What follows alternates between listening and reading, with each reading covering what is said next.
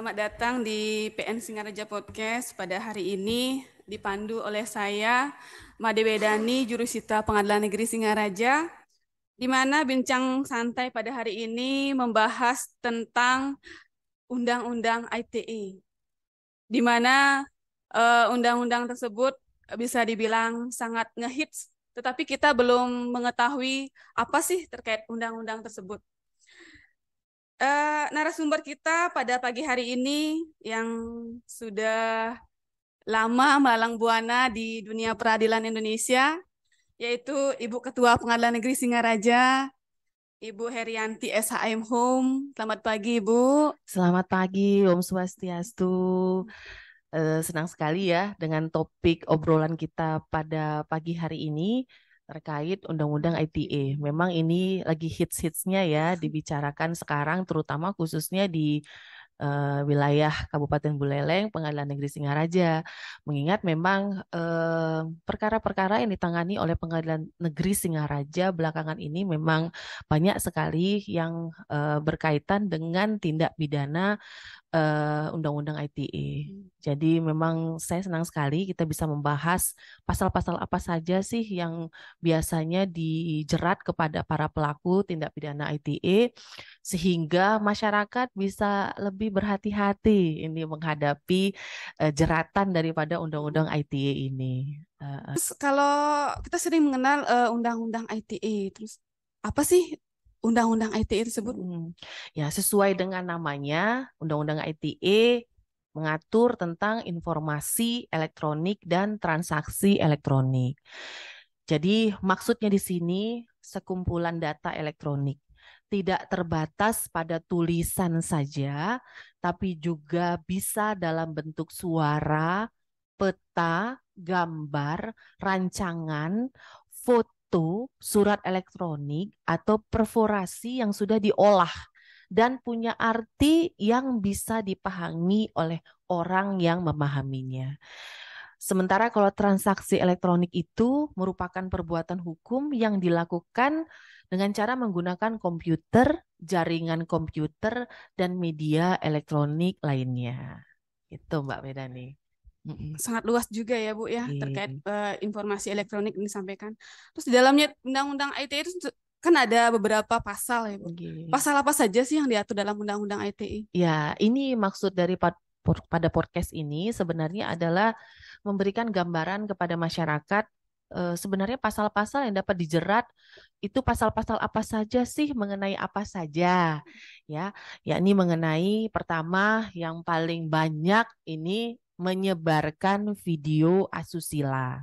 Kemudian juga terbanyak juga pencemaran nama baik, ujaran kebencian, kemudian peretasan akun media sosial, ada judi online, pengancaman pemerasan, teror online, dan menyebarkan berita bohong atau hoax. Nah, itu termasuk tindak pidana yang diatur dalam pasal-pasal yang terdapat dalam Undang-Undang ITE. Gitu. Tapi, Bu, tadi disampaikan Hmm. terkait penyebar luasan video asusila. Asusila, ya. Itu seperti apa ya, Bu, untuk Iya, penyebarannya? kalau sesuai dengan bunyi ketentuan pasalnya, yakni pasal 45 ayat 1 Undang-Undang Nomor 19 Tahun 2016, setiap orang yang dengan sengaja dan tanpa hak mendistribusikan atau mentransmisikan atau membuat dapat diaksesnya informasi elektronik atau dokumentasi elektronik yang memiliki muatan yang melanggar kesusilaan. Ya, jadi setiap orang sengaja tanpa hak dia mendistribusikan, mentransmisikan semua dokumen yang memiliki muatan melanggar kesusilaan. Jadi video porno, konten porno, dan itu dipenjara paling lama 6 tahun dengan denda maksimal 1 miliar rupiah. Cukup besar dan cukup tinggi ancaman pidananya. Kalau nggak sengaja misalkan kita menyimpan nih suatu video asusila itu kena pasal nggak Bu ya? Tapi ini bukan pengalaman pribadi ya, Mbak Bukan. ya. Ya makanya Sekarang banyak tuh. ya demi demi ini ya, Iya. demi demi art untuk diri sendiri menyimpan foto pribadi. Makanya sekarang itu kalau banyak sekali kampanye menggalakkan jangan telanjang di depan kamera. Itu memang membahayakan. Tapi kadang memang ada orang mungkin berpemikiran ya ini untuk kepentingan pribadi, mungkin suami istri atau pacaran, untuk kenang-kenangan dan lain sebagainya. Ya, saya hanya menyarankan siap-siap dengan konsekuensi apabila terjadi peretasan atau misalnya dokumen elektronik tersebut yang mungkin disimpan dalam file tertentu dan file tersebut hilang. Nah, memang di sini setiap orang yang dengan sengaja, berarti kalau tidak sengaja karena dicuri, jadi yang melakukannya adalah yang sengaja tanpa hak mendistribusikan. Tetapi otomatis eh, objek objek asusila yang terdapat di dalam dokumen elektronik ini disebarluaskan tentunya akan menjadi korban karena apa? Pertama, malu karena dokumen elektronik tersebut dapat dilihat oleh masyarakat luas. Nah, biasanya hal-hal ini lebih banyak menimpa kepada wanita dan anak-anak. Jadi tidak jarang kasus anak-anak kita atau para wanita mungkin terjerat telanjang di depan kamera, kemudian itu dimanfaatkan oleh orang-orang tertentu, bisa jadi mungkin pasangannya atau orang-orang yang menjerat anak tersebut dengan mengajak pacaran dan lain sebagainya, ya, dengan tipu daya. Kemudian kita terpedaya untuk telanjang di depan kamera dan itu dimanfaatkan untuk jadi ajang pemerasan. Nah, itu yang banyak terjadi. Nah, makanya sekarang pada kesempatan ini kita mengingatkan kepada kita semua, saya setuju dengan penggalakan jangan telanjang di depan kamera. Ya, karena itu sangat berbahaya sekali dan kalaupun memang apalagi itu kepada anak-anak kita. Ya, anak-anak harus diberikan pemahaman tidak sembarangan kenal dengan orang melalui media sosial, kemudian larut dalam pembicaraan dan mau melakukan perbuatan melakukan grooming ya, telanjang di depan kamera itu sangat berbahaya sekali karena biasanya sesuai dengan data yang selama ini kita tangani untuk perkara-perkara tersebut, kebanyakan anak-anak tersebut atau wanita tersebut mengalami pengancaman terlebih dahulu. Misalnya kalau tidak dipenuhi keinginannya, video asusila tersebut akan disebarluaskan. Nah, inilah yang sebenarnya menjadi pengingat kepada kita semua supaya tolong berhati-hati di depan kamera, pakai baju di depan kamera, begitu. Kalau kita mau cari art, mungkin karena kita juga wanita timur ya, orang timur ya, pakai kebaya itu lebih indah loh daripada tidak pakai baju di depan kamera. Jadi itu langkah-langkah preventif saya rasa kalau memang tidak ada dan kalau memang ingin sekali pun menyimpan dokumen dalam bentuk video pribadi untuk kepentingan, pastikan bahwa itu tidak akan mungkin diretas orang dan atau tidak akan mungkin hilang dimanfaatkan oleh orang lain. Pastikan. Nah, dan yang membahayakan itu kan kalau video call pihak lain yang melakukan perekaman. Nah, itu yang kita takutkan, yang kita khawatirkan, yang akan menjadi pasal menyebarluaskan video asusila ini. Gitu. Baik Bu, terima kasih tuh penyebaran video asusila. Ya, Tadi dijelaskan juga terkait judi online ya Bu. ya, judi online. Kalau judi online dia pasal 303 bis, judi online ini paling lama itu 6 tahun juga, denda maksimal 1 miliar. Kemudian kalau pencemaran nama baik. Nah, ya, pencemaran nama baik memang sering dijadikan pasal andalan untuk mempidanakan seseorang.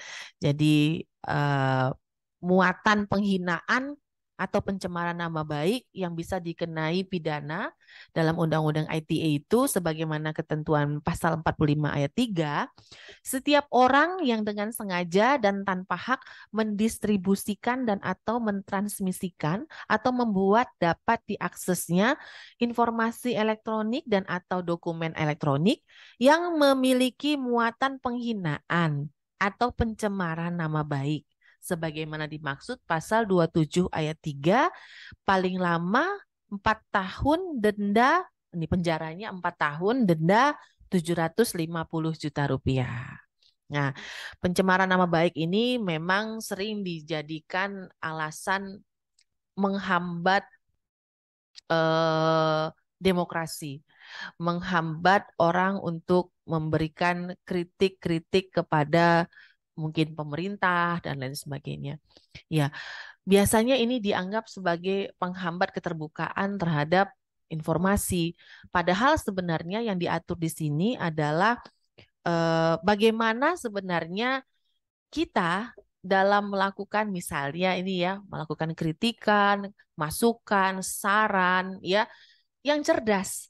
Tidak dengan harus melakukan pencemaran terhadap nama baik seseorang. Nah, itu yang harus kita benar-benar pahami bahwa perbuatan tersebut harus dilakukan dengan sangat hati-hati supaya tidak terjerat dalam pasal Undang-Undang Pencemaran Nama Baik di Undang-Undang ITE ini. Ya. Kemudian termasuk pengancaman dan pemerasan. Ini bisa kaitannya tadi dengan Undang-Undang Asusila biasanya disertai dengan pengancaman dan pemerasan. Jadi biasanya misalnya ada yang melakukan gitu ya. ada yang melakukan pengancaman di media sosial. Misalnya disebarluaskan informasi pribadinya. Nah, tadi informasi pribadi berupa video pribadi dan hal-hal yang bersifat pribadi. Nah, ancaman itu biasanya dengan meminta tebusan atau akan menyebarluaskan data-data pribadi kita. Jadi sesuai dengan ketentuan pasal 27 ayat 4-nya yang muatannya pemerasan dan pengancaman pidana paling lama 6 tahun, denda 1 miliar. Ini cukup tinggi ya ancaman pidananya, sama dengan penyebaran video asusila tadi ya. Jadi kalau banyak kejadian sekarang kan kita melakukan pinjaman online, ya pinjol, kemudian tidak mampu membayar, diancam akan disebarkan data pribadi atau misalnya disebarkan berita bohong atau ancaman-ancaman lainnya, teror. Nah, itu bisa hati-hati melakukannya ketika seseorang merasa terancam, dia merasa terancam oleh kalimat yang kita berikan kepada orang tersebut. Orang itu bisa menggunakan pasal ini untuk menjerat pelaku yang melakukan pengancaman tersebut. Berarti itu bisa dilaporkan juga ya, Bu? Bisa. Nah, ini ancaman pidananya juga cukup tinggi. Makanya sebenarnya ketika seseorang mungkin dendam, biasanya itu dendam atau kritik-kritik sosial, lakukanlah dengan bijak. Jangan dengan cara melanggar aturan yang akhirnya menjerat kita sendiri sehingga kita dapat terjerat dengan ancaman hukuman yang cukup tinggi. Nah, itulah maksudnya penerangan kita pada hari ini supaya masyarakat paham dan berhati-hati ya, kalimat itu jarimu, mulutmu ya. Kalau lisan itu mulut, kalau tulisan dan sekarang elektronik ya, tulisan itu adalah harimaumu. Jadi hati-hati ketika kita melakukan pemerasan, pengancaman terhadap orang lain dan orang lain merasa terancam dengan pengancaman yang kita lakukan baik secara lisan maupun tulisan, didokumentasikan dalam dokumen elektronik, dilihat oleh orang, orang itu merasa terancam, itu bisa dijerat dengan ancaman pidana yang cukup tinggi. Gitu ya. Kalau sekarang kan di media sosial lagi sedang hitnya juga ya, Bu ya. Misalkan seseorang tuh nyir-nyir nih di depan media sosial, terus dia nulis status yang kayak sindiran kayak gitu tuh, yang arahnya ke ujaran kebencian, apakah bisa dimasukkan dalam undang-undang ITE itu ya? Ya, jadi dalam sejarah Indonesia sendiri telah memberikan pelajaran ya kepada masyarakat mengenai bagaimana perpecahan itu dapat terjadi, peperangan antar suku dan masyarakat hanya karena ujaran kebencian. Jadi latar belakang itulah yang menjadikan dasar pembuatan daripada undang-undang ini dan mengatur pasal tertentu mengenai ujaran kebencian dalam undang-undang ITE ini. Dengan maksud apa? Supaya kita lebih berhati-hati terhadap ujaran-ujaran yang mungkin dapat menyinggung unsur SARA. Nah, berbasis SARA. Nah, itu kan hati-hati sekali karena jeratannya cukup tinggi, yang mana barang siapa yang melakukan, menyebarkan kebencian berbasis SARA yang ditujukan untuk menimbulkan rasa kebencian dan permusuhan individu atau kelompok masyarakat, ancamannya pidananya 6 tahun dengan denda paling banyak 1 miliar rupiah. Ini juga ancaman yang cukup tinggi ya kepada pelaku. Makanya ini mengingatkan kita semua supaya lebih berhati-hati menggunakan kalimat dengan baik supaya tidak ada maksud daripada kalimat kita yang dapat menimbulkan rasa kebencian atau dapat menimbulkan permusuhan antar individu, seperti mengadu domba supaya ada unsur kebencian di kelompok masyarakat tertentu atau individu yang berbasis SARA. Hati-hati. Lanjut Bu, untuk terkait aksi teror bagaimana Bu? Nah, aksi teror. Kalau aksi teror itu hal yang menakutkan yang bisa saja dialami kita semua. Saya punya pengalaman, ya, bahkan beberapa pengalaman mungkin menyangkut pekerjaan, saya tidak tahu pasti, tapi terkadang someday saya mendapat telepon berulang-ulang. Mungkin itu random call atau memang ditujukan langsung kepada saya, dan itu cukup mengganggu dan akhirnya secara manusiawi saya sebagai wanita juga yang memiliki anak-anak, memiliki keluarga, otomatis akan merasa was-was. Saya bisa mendapatkan telepon gelap dari orang tidak dikenal itu dalam waktu tertentu yang mungkin bukan waktu-waktu orang jamnya menelpon, seperti tengah malam, subuh. Itu bisa berturut-turut, bisa puluhan kali. Dan ketika pernah someday saya ini ya penasaran dan saya ingin menyelidiki siapa sih sebenarnya yang melakukan teror telepon tersebut. Bisa saja sih diblokir, tetapi saya ingin tahu siapa sih yang melakukannya. Dan ternyata itu dilakukan oleh orang yang sama sekali tidak saya kenal, dilakukan dari kota yang sangat jauh, yang belum pernah saya kunjungi, dan kita tidak tahu, dan saya sama sekali tidak tahu apa motivasi orang tersebut dengan nomor yang sama melakukan telepon berulang-ulang kali, yang tentu saja itu dapat menimbulkan kecemasan dan cukup membuat merasa saya tidak nyaman. Nah, itu bisa terjadi bukan hanya kepada semua orang. Dan itu bisa saja teror telepon itu, aksi teror itu bisa jadi ditindaklanjuti, bisa saja ada orang lain yang menerima gambar tidak senonoh, gambar asusila yang bisa saja dikirimkan random atau memang khusus ditujukan kepada kita. Nah, itu yang ternyata itu juga bisa dijerat dalam undang-undang dengan ancaman yang cukup tinggi, yakni 4 tahun dan denda Rp750.000. Siapa saja yang mengalami teror secara online itu diatur dalam pasal 45B Undang-Undang Nomor 19 Tahun 2016.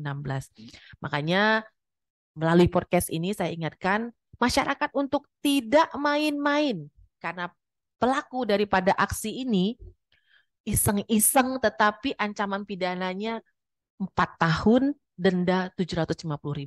Jangan iseng-iseng yang dapat menimbulkan teror kepada seseorang, yang dapat menimbulkan rasa tidak nyaman dan menakutkan.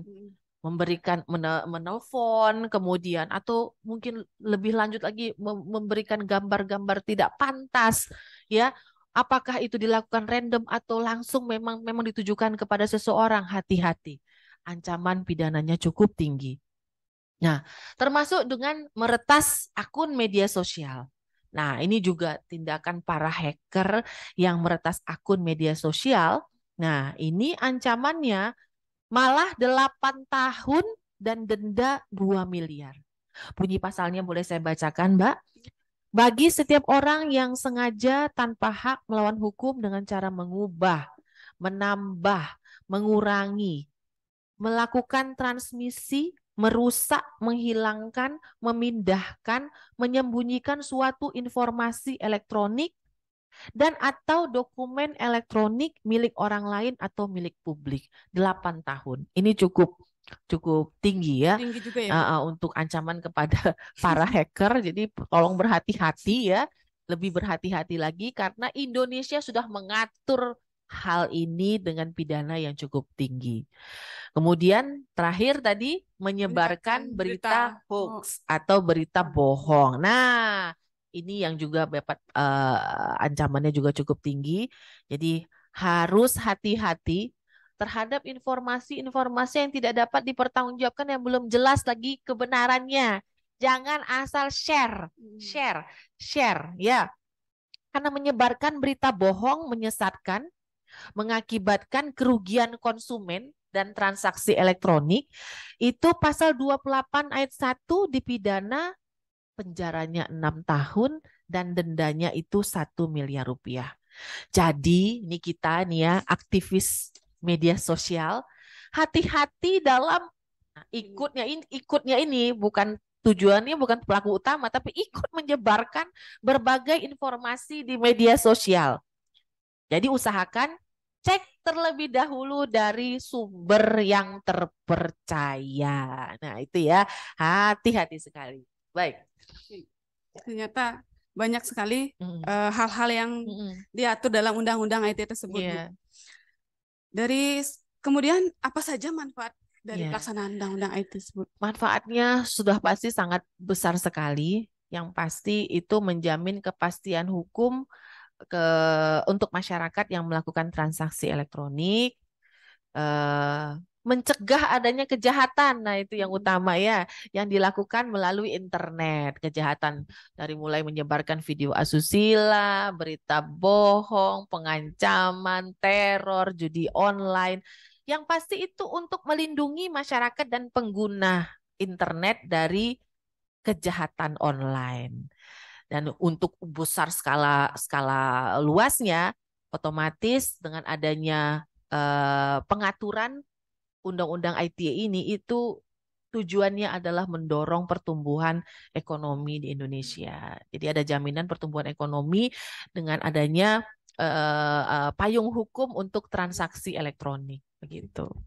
Sudah dijelaskan terkait manfaat, Mm, kemudian alasan adanya undang-undang ITE tersebut. ya.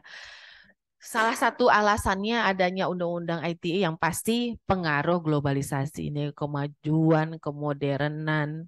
Jangankan masyarakat luas itu anak-anak aja, anak SD sudah memiliki handphone ya.